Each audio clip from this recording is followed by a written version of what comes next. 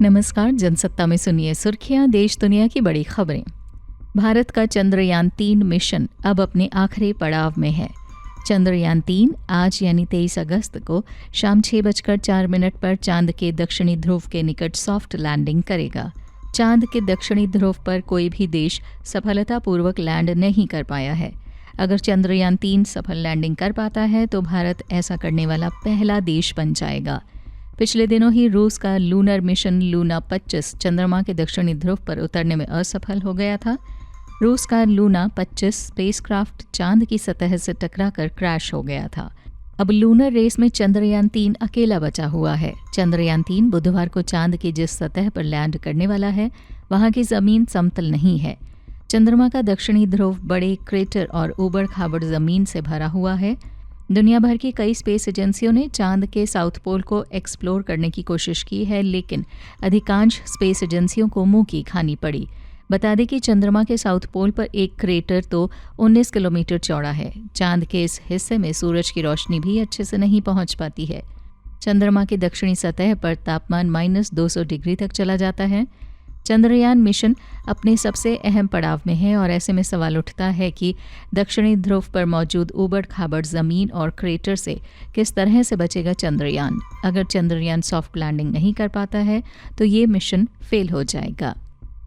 Delhi NCR में बुधवार सुबह कई इलाकों में हल्की बारिश हुई।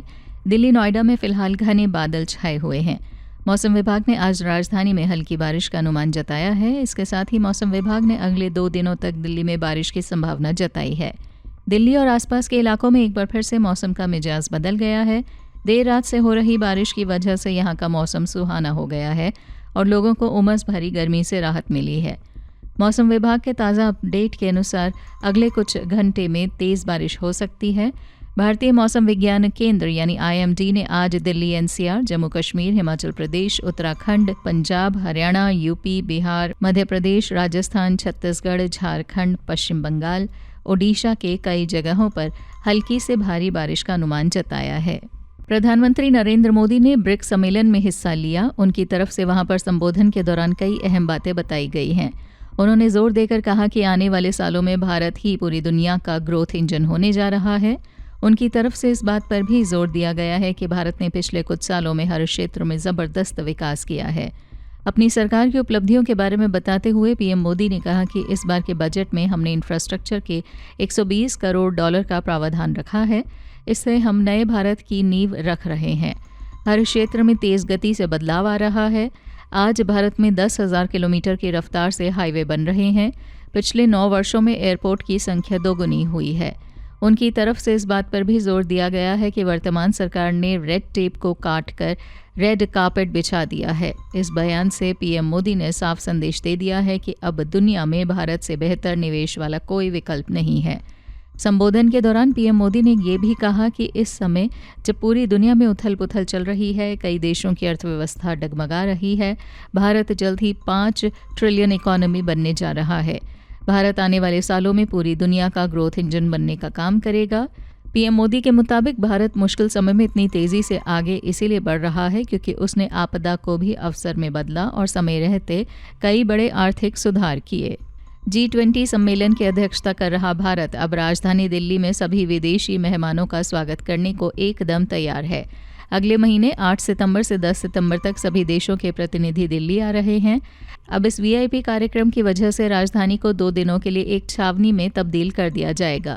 सुरक्षा का तो पुख्ता इंतजाम होगा ही, ट्रैफिक पर भी इसका असर रहेगा। अभी के लिए दिल्ली पुलिस ने चीफ सेक्रेटरी से अपील की है कि G20 सम्मेलन वाले दोनों दिनों को सार्वजनिक अवकाश घोषित कर दिया जाए। इसके अलावा चर्चा है कि 2 दिनों के लिए स्कूल कॉलेज को भी बंद कर दिया जाए। अभी तक इसे लेकर कोई औपचारिक ऐलान नहीं किया गया है, लेकिन माना जा रहा है कि सम्मेलन को देखते हुए ये फैसला लिया जा सकता है। इसके अलावा दिल्ली के सभी दफ्तरों को भी कहा गया है कि या तो 2 दिन की छुट्टी कर दी जाए या फिर वर्क फ्रॉम होम के तहत काम किया जाए। ये भी जानकारी आ रही है कि 8 और 10 सितंबर को कई रूट पर डाइवर्जन रह सकता है। असल में जितने भी प्रतिनिधि होंगे उन्हें उनके होटल से कार्यक्रम स्थल तक जाना होगा। ऐसे में सुरक्षा को ध्यान में रखते हुए कई रूट्स पर यातायात प्रभावित रह सकता है। इसके अलावा सभी लोगों से अपील की गई है कि वो 2 दिन मेट्रो का ज़्यादा इस्तेमाल करें। अगर अस्पताल जाना है, एयरपोर्ट जाना है तो रोड की जगह मेट्रो से ट्रैवल करें। बताया जा रहा है कि कुछ डीटीसी रूट्स पर चलने वाली बसों को कैंसिल भी किया जा सकता है। विस्तार से खबरें पढ़ने के लिए आएं जनसत्ता.com पर। नमस्कार।